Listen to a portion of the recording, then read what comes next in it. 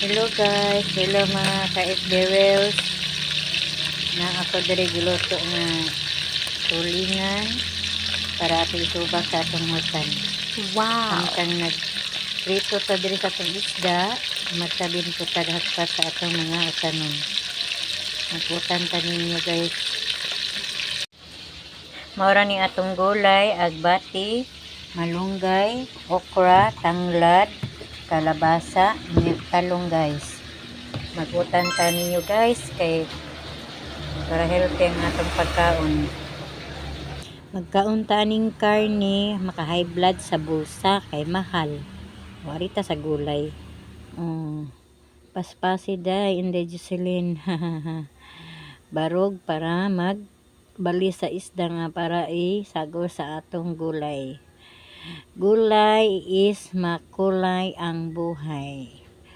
Pag may gulay, makulay talaga ang buhay. Kay wala man tay sakit ani.